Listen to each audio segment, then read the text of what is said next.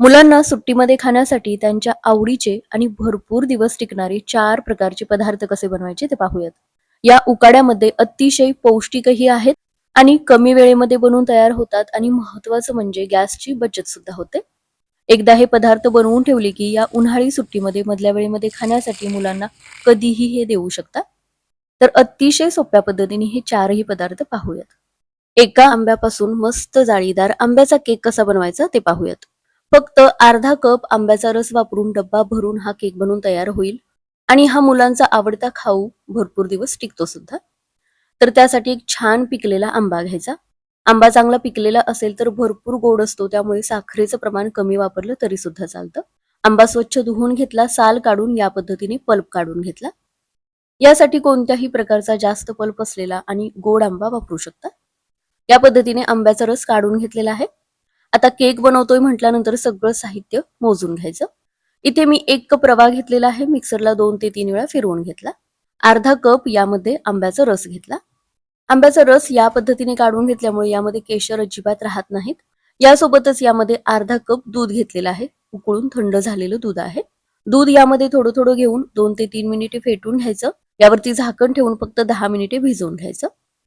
10 मिनिटानंतर यामध्ये अर्धा कप मैदा चाळून घ्यायचा. हे बॅटर थोडा वेळ भिजवून घेतल्यामुळे रवा चांगला फुलला जातो. त्यासोबतच अर्धा कप पिठी साखर घेतलेली आहे आणि पाव कप तेल घेतलेलं आहे. तेलाऐवजी तूप सुद्धा वापरू शकता. आता एकूण 1/3 कप यामध्ये पुन्हा दूध घ्यायचं आणि पुन्हा 2 ते 3 मिनिटे हे चांगलं फेटून घ्यायचं. आता यामध्ये 1 आणि पाव टीस्पून बेकिंग पावडर घेतलेली आहे. पाव टीस्पून बेकिंग सोडा घेतलेला आहे आणि थोडंसं मीठ घेतलं. आता हे मिश्रण आपल्याला फक्त मिक्स करून घ्यायचंय, जास्त वेळ फेटायचं नाही. लगेचच बटर पेपर लावून घेतलेल्या ट्रे मध्ये हे काढून घेतलं.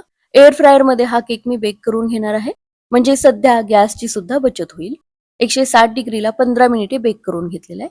थंड झाल्यानंतर याच्या कडा सुरीच्या साह्याने सेपरेट करून घेतल्या आणि फक्त अर्धा तासातच मस्त जाळीदार असा हा केक बनवून तयार झाला. हा केक गॅसवर म्हणजे कढईमध्ये सुद्धा बनवू शकता. कढईमध्ये मंद आचेवरच 25 मिनिटे बेक करून घ्यायचा. तर अतिशय मऊ, लुसलुशीत आणि मस्त जाळीदार हा केक बनवून तयार झालेला आहे. पूर्णपणे थंड झाल्यानंतर एखाद्या हवाबंद डब्यामध्ये भरून ठेवला तर मुलांना मधल्या वेळेमध्ये खाण्यासाठी केव्हाही आपण हा केक देऊ शकतो. इथे मी आयताकृती केक ट्रे वापरलेला आहे. तुम्ही कोणत्याही आकाराचा ट्रे किंवा अगदी वाट्यांमध्ये सुद्धा हा केक बनवू शकता. तर मुलांना आवडणारा हा आंब्याच्या फ्लेवरचा केक नक्की करून पहा. खाऊच्या दुसऱ्या प्रकारामध्ये उन्हाळा विशेष आणि मुलांना सुट्टीमध्ये खाण्यासाठी भरपूर दिवस टिकणारी नाचणीची बिस्किटे कशी बनवायची ते पाहूयात. साखर किंवा मैदा न वापरता गव्हाचं पीठ आणि गूळ वापरून ही बिस्किटे चवीला सुद्धा अतिशय छान बनतात. तर त्यासाठी मिक्सरच्या भांड्यामध्ये 1 कप रवा, 1 कप नाचणीचं पीठ, थोडीशी वेलची, 1 teaspoon baking powder, 1/4 teaspoon baking soda घेतलेला आहे, थोडंसं मीठ आणि पाव कप गव्हाचं पीठ घेतलेलं आहे. हे सगळं मिक्सरला 2 वेळा फिरवून घेतलं. गूळ सुद्धा बारीक चिरून घेतलेला आहे. 1 कप गूळ घेतलेला आहे. गूळ सुद्धा या पावडर मध्ये घेऊन 2 ते 3 वेळा फिरवून घेतलं. आता यामध्ये अर्धा कप डेसिकेटेड कोकोनट आणि पाव कप तूप घेतलेलं आहे. थोडं थोडं यामध्ये दूध घालायचं. घट्टसरच हे आपल्याला भिजवून घ्यायचंय. तर एकूण 3 टेबलस्पून दूध घेतलेलं आहे. हे चांगलं मळून घेतलं. थोडं थोडं दूध घालूनच हे आपल्याला मळून घ्यायचंय. आता यावरती झाकण ठेवून अर्धा तास हे आपल्याला भिजवून घ्यायचंय. या वेळेमध्ये यातला रवा सुद्धा चांगला फुलला जातो आणि त्यामुळे बिस्किटे खाताना रवा कच्चा राहिल्यासारखं वाटत नाही. एका भांड्यामध्ये थोडासा सुकामेवा सुद्धा काढून घेतलेला आहे.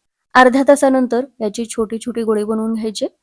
बिस्किटाचा आकार द्यायचा आणि या पद्धतीने सुकामेवा याला लावून घ्यायचा.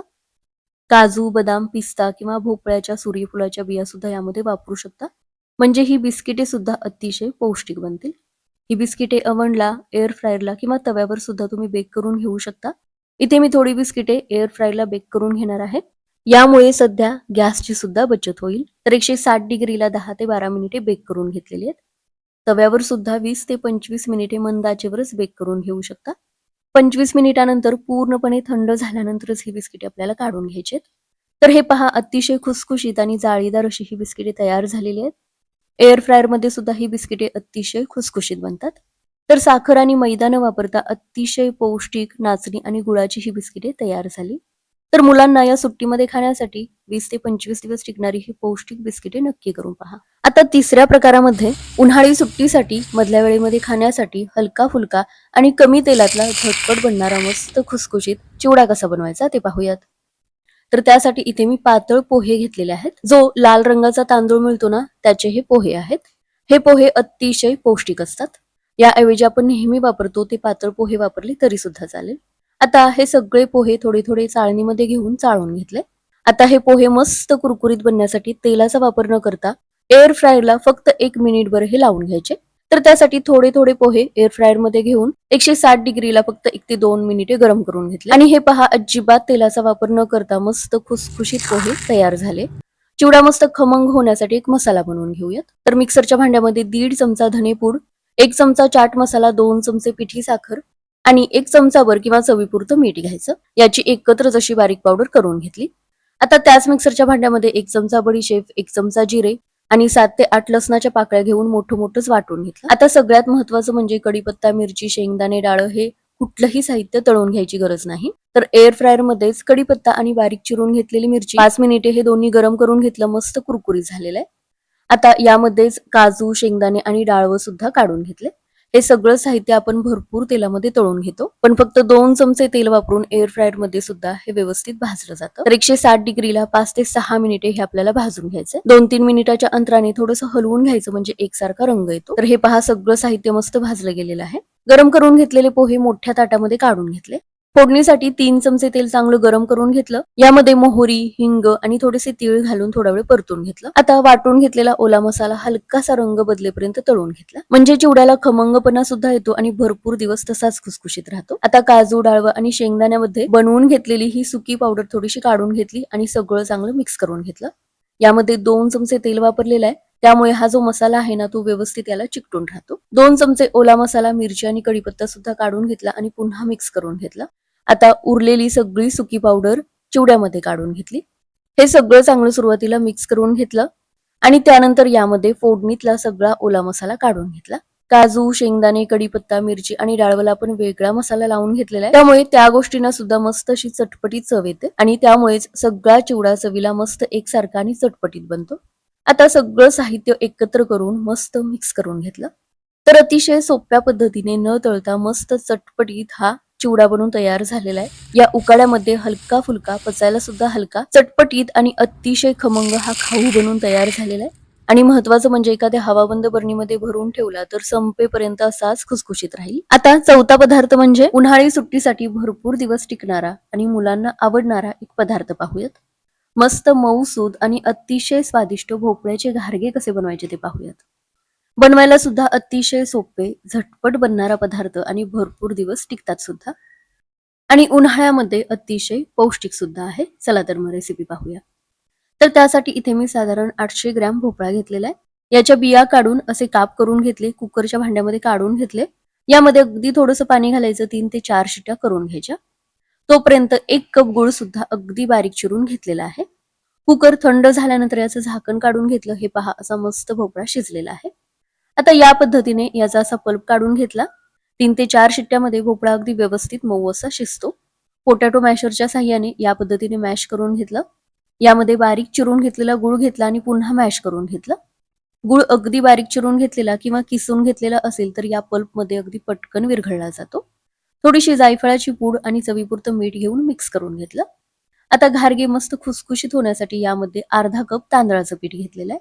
या पल्पमध्ये बसेल इतकं आपल्याला गव्हाचं पीठ घालायचं आहे. इथे मी 3 ते 3.5 कप गव्हाचं पीठ घेतलेलं आहे. घारगे मस्त टम्म फुगण्यासाठी ही कणिक आपल्याला अगदी घट्टसर भिजवून घ्यायचे, त्यामुळे यामध्ये अजिबात पाणी घालायचं नाही.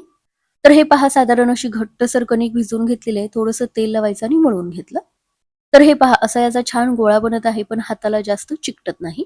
तर साधारण इतकी घट्टसर कणिक आपल्याला भिजवून घ्यायची. आता आपण पुऱ्या कशा लाटून घेतो त्याच पद्धतीने हे घारगे आपल्याला लाटून घ्यायचे. जास्त पातळ लाटून न घेता हलकेसे जाडसरच ठेवायचे, म्हणजे तेलामध्ये टाकताच छान टम्म फुगतात सुद्धा आणि महत्वाचं म्हणजे थंड झाल्यानंतर अगदी मऊसूत बनतात. तर या पद्धतीने थोडे थोडे घारगे लाटून घ्यायचे आणि तळून घ्यायचे. तेल चांगलं कडकडीत गरम केलेलं असावं. गरम तेलामध्येच घारगे आपल्याला तळून घ्यायचे. घारगे मस्त टम्म फुगले आणि एक बाजू मस्त तळून झाली की पलटून घ्यायचे. कढई मोठी आणि पसरट असेल तर एका वेळी 2-2 घारगे तुम्ही तळून घेऊ शकता. कणिक छान घट्टसर मळलेली असेल तर लाटून घेताना तेल किंवा पीठ लावायची सुद्धा गरज लागत नाही. पीठ न लावताच हे घारगे आपल्याला लाटून घ्यायचे. लाटण्याला कणिक चिकटत असेल तर थोडंसं तेल सुद्धा लावून घेऊ शकता. तर या पद्धतीने दोन्ही बाजूचा हलकासा रंग बदलेपर्यंत हे घारगे तळून घेतले. आणि हे पहा मस्त टम्म फुगलेले अतिशय स्वादिष्ट हे घारगे बनून तयार झालेले आहेत. गरम असताना मस्त खुसखुशीत लागतात आणि थंड झाल्यानंतर अगदी मऊसूत लुसलुशीत बनतात.